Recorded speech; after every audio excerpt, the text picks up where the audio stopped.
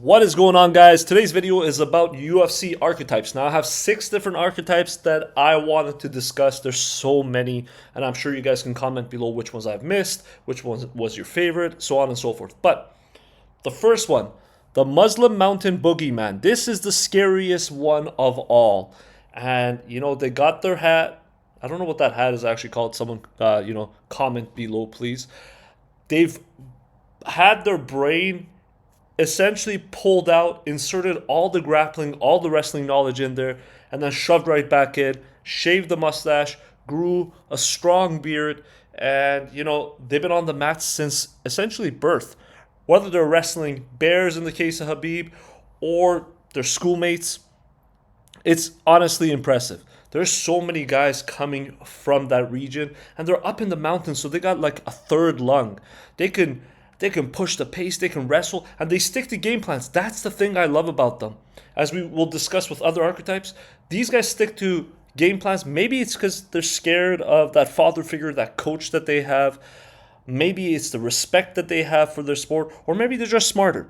I don't know what it is, but the Muslim Mountain Boogeyman prays 5 times a day, trains 2 or 3 times, maybe once with a bear, and, dominates MMA. Whether we like it or not, that's what it is. Moving on to the next archetype. Guys, the next archetype, the unconditional family support one. Let me crack this bad boy open. And that's not a Coke Zero, guys. This is a Red Bull sugar-free. I'm going to get jacked up for this one. Unconditional family support. So we got like Stephen Thompson's father, who's essentially trained him all of his life. Really behind him, but super strict. We got Chris Weidman's father, who loves him whether he wins or not, and makes a statement on national TV on pay-per-view.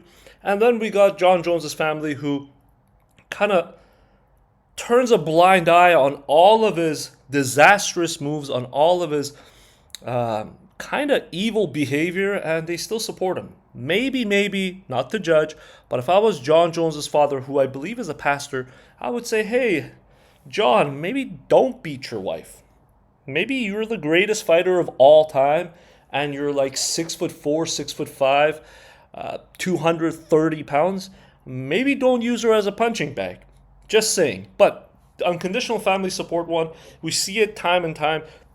Usman's family is like that too. So it's not just like Christian families or white families or African American families. We see this archetype in all spheres in MMA and especially in the UFC. Moving on to the next one, guys. Broken home, raised by mom or grandparents. Now, this one here, guys, again, it goes all throughout America. It's a epidemic, not a pandemic, I think. Epidemic. Colby Covington, raised by his mother. Buckley, raised by, I think, his grandmother, if I'm not mistaken, who he's actually taking care of right now. So good on him. What a good man that he is. Bobby King Ring, I think he was raised by his coaches or something like that. Like, these guys have had hard lives, and that's why they're hard men. That's why they're doing this sport.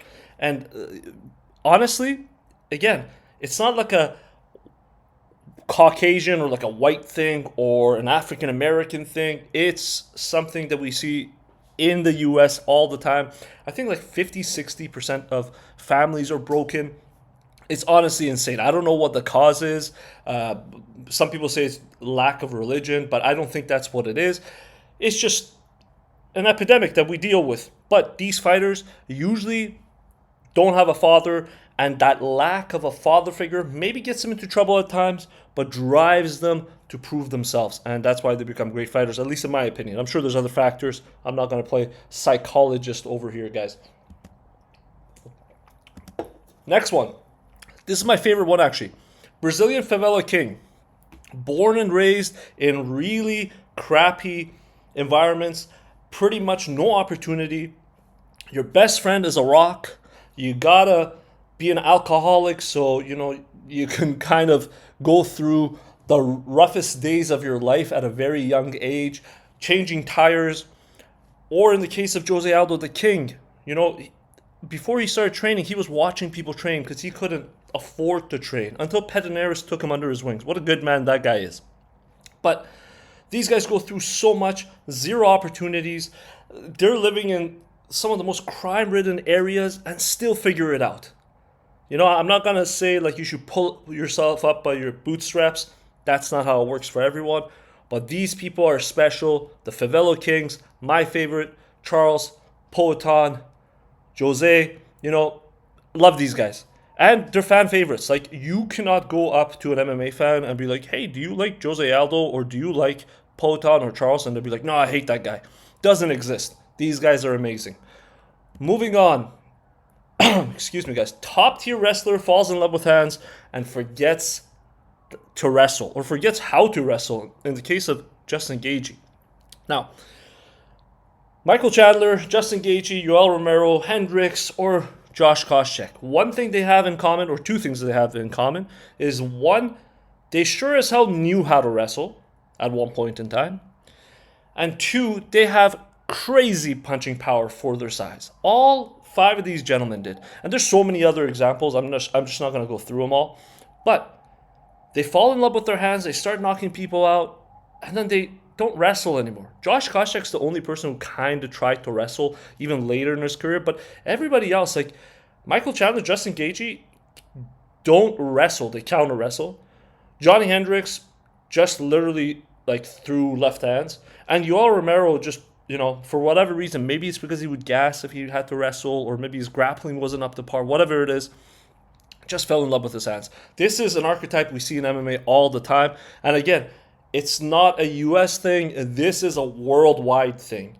Except the Russians, they know how to wrestle, and they say, F that. We're not going to mix it up with hands. We're going to take you down. We know grappling. We've been working on this grappling for a bit. We're going to tie you up in knots and ground and pound your head in. Smart guys. Moving on. Loudmouth UK / Irish stars. Now, this one over here is also a fan favorite. Like, look at all those guys. Michael Bisping has a lot of fans. Paddy Pimblett, kind of a star. Conor McGregor, the biggest star in MMA history, one of the biggest stars in sports. Paul Daly, kind of unknown to the new fans, but man, was he good. And Ian Gary, what a shift in narrative for him since he fought Shavkat. Now he's a fan favorite again, right? These guys over here, they got the striking, mainly they're strikers. They got the best trash talk in the game. Americans can't talk trash. I don't know why. They just can't. The UK and the Irish guys, they're good. And I think it's something I heard from one of my Aussie friends. He said, in the UK and Australia and Ireland and Scotland, people just rip on each other from a young age. They go back and forth so they know how to dish it and take it. And I think that's what it is. But in the States, someone, you know, says something about you, says something about your mom, you get really upset. You either punch the guy or you get really upset. You don't fire back. These guys are quick-witted. They're fun in the press conferences. You got to have a UK or Irish guy in the press conference. You need it. That's what it has to be. Guys, these are my archetypes. There's a lot more. Comment below and let me know which other archetypes you guys have thought of or that I have missed.